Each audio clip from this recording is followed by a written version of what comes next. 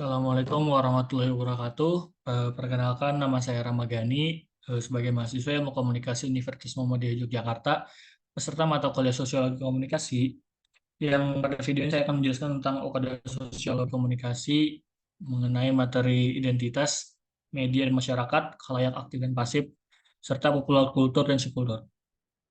Oke, masuk saja ke pertanyaan pertama, yaitu jelaskan tentang konsep identitas-identitas. Jelaskan tentang identitas yang ada dalam diri Anda, eh, kar- dan pengalaman apa yang pernah mendalami saat didiskriminasi dengan identitas diri Anda, serta media mengkonstruksikan tentang identitas. Oke, langsung saja ke pengertian identitas. Pengertian identitas sendiri yaitu identitas sosial dapat dijelaskan dengan konsep kategori sosial dan kategori sosial Elmers, Peirce, dan Dawes 2002. Mengungkapkan kategori sosial sebagai pembagian individu berdasarkan ras, kelas, pekerjaan, jenis kelamin, agama, dan lain-lain. Kategori sosial berkaitan dengan kelompok sosial yang diartikan sebagai dua orang atau lebih yang mempersepsikan diri atau menganggap diri mereka sebagai bagian dari satu kategori sosial yang sama. Individu pada saat yang sama merupakan anggota dari berbagai kategori dan kelompok sosial. Konsep berikutnya adalah kategori sosial di mana terjadi definisi terhadap diri sendiri dan juga terhadap orang lain yang menyebabkan seseorang termasuk dalam kategori sosial tertentu dan tidak termasuk dalam kategori sosial yang lain. Koch dan Abraham 1990. Kemudian identitas diri dan pengalaman didiskriminasi karena identitas diri. Untuk identitas diri saya sendiri, saya adalah seorang laki-laki yang beragama Islam. Dan pengalaman didiskriminasi karena identitas diri, saya belum pernah merasakan didiskriminasi secara langsung atas identitas diri saya. Kemudian bagaimana media mengkonstruksi tentang identitas? Media merupakan salah satu alat komunikasi dalam masyarakat. Secara garis besar, fungsi media adalah sebagai sumber informasi, korelasi, continuity, hiburan, dan mobilisasi. Kemunculan media digital sendiri sebagai media baru yang bebas perlahan memunculkan makna baru. Media berbasis open source dan identitas yang cair perlahan muncul dan menyebar. Semua orang bisa menjadi seperti siapa saja. Setiap individu dengan mudah bisa menampilkan diri sendiri dengan keinginannya di mana saja dan kapan saja. Para pengguna media dibius oleh kebebasan berekspresi dan kemudahan berkomunikasi. Globalisasi telah mempengaruhi selera dan gaya hidup masyarakat. Kemudian ada soal nomor 2, yaitu jelaskan dan berikan contoh cara menganalisis media dengan menggunakan cara pandang transmissional view dan meaning based. Untuk transmissional view sendiri, yaitu komunikasi berdasarkan pandangan transmisi kerap identik dengan budaya mereka. Istilah komunikasi didefinisikan dengan kata-kata mengirimkan atau memberikan informasi pada orang lain. Karya 2009. Kemudian ada meaning based. Pandangan ini melihat komunikasi sebagai produksi dan pertukaran makna, sehingga memahami komunikasi sebagai aktivitas di mana pesan-pesan dipertukarkan dan berinteraksi dengan pengirim dan penerima sehingga makna diproduksi. Produksi makna terjadi dalam proses encoding dan decoding.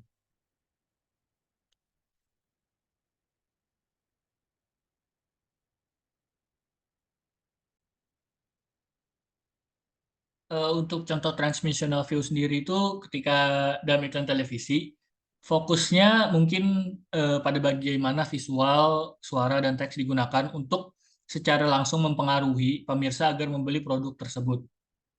Kemudian untuk meaning base sendiri, contoh itu dapat mempertimbangkan bagaimana suatu berita tertentu diinterpretasikan atau dipahami dari berbagai kelompok masyarakat dengan latar belakang dan nilai yang berbeda.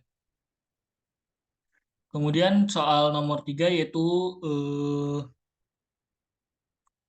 jelaskan tentang peta kajian khalayak dan peta teorinya. Khalayak sendiri adalah audiens massal melibatkan sejumlah besar orang yang mungkin memiliki latar belakang dan kepentingan yang beragam atau besar orang yang menjadi target suatu pesan atau informasi. Ada audiens individu melibatkan satu orang sebagai penerima pesan atau informasi. Contohnya adalah pesan yang ditujukan secara pribadi melalui surat atau email kepada seseorang. Kemudian ada audiens khusus terdiri dari kelompok yang memiliki karakteristik atau kepentingan tertentu, seperti penggemar olahraga tertentu atau anggota komunitas seni.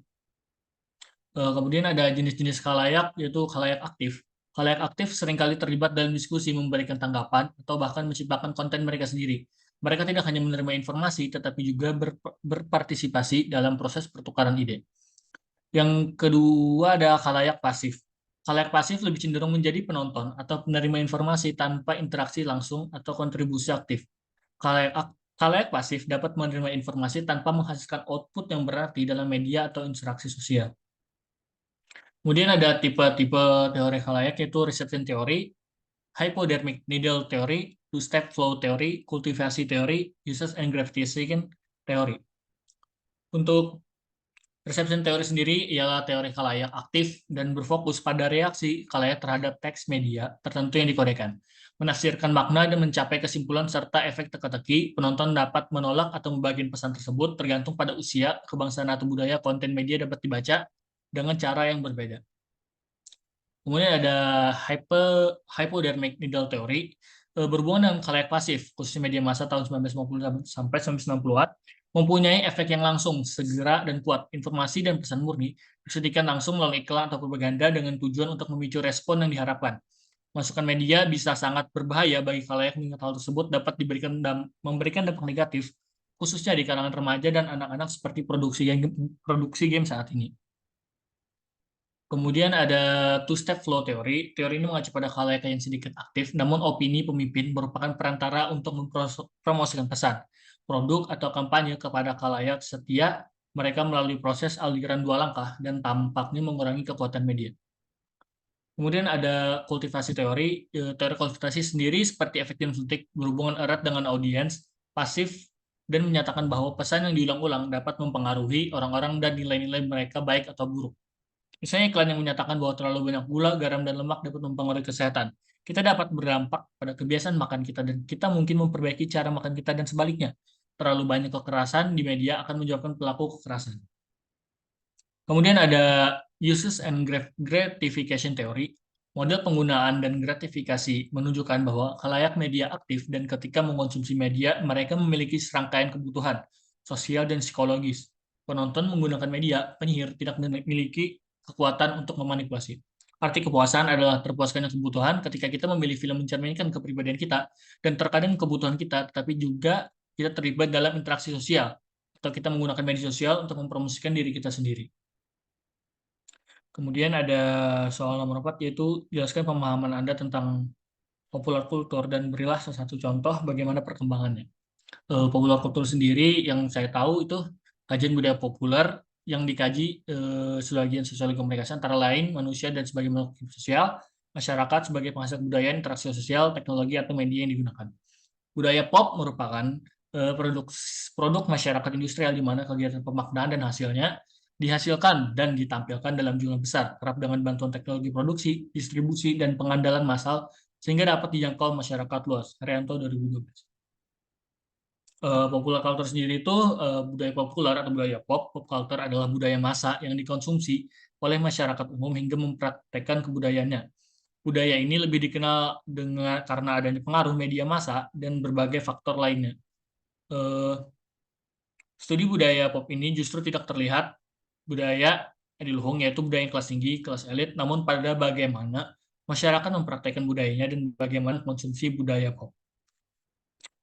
Contoh dari popularitas sendiri yaitu ada pada fandom anime, yaitu yang dimana pengertian anime sendiri adalah istilah yang merujuk pada jenis animasi yang berasal dari Jepang. Istilah ini umumnya digunakan di seluruh dunia untuk menggambarkan karya animasi yang memiliki ciri khas gaya seni, karakter, dan tema yang khas Jepang. Fandom anime tersebut adalah komunitas penggemar yang memiliki ketertarikan dan dedikasi tertinggi terhadap anime, yang merupakan bentuk animasi yang berasal dari Jepang. Fandom anime melibatkan berbagai aktivitas seperti diskusi online, acara konvensi anime, pembuatan seni fanmade, dan dukungan antusias terhadap seri anime atau karakter tertentu. Kemudian, untuk fandom anime sendiri itu mempunyai seni visual unik, yang dimana anime memiliki gaya seni yang khas dengan karakter yang memiliki mata besar, ekspresi emosional yang kuat, serta desain yang beragam. Dan dalam dunia anime sendiri itu juga terdapat yang namanya cosplay. Praktik cosplay sendiri yaitu praktik berdandan karakter anime yang dikenal sebagai cosplay menjadi bagian integral dari budaya anime, di mana para penggemar membuat dan memakai kostum yang mereplikasi idola mereka atau karakter favorit mereka. Mungkin sekian materi yang bisa saya dapat sampaikan. Kurang lebihnya mohon maaf. Terima kasih. Wassalamualaikum warahmatullahi wabarakatuh.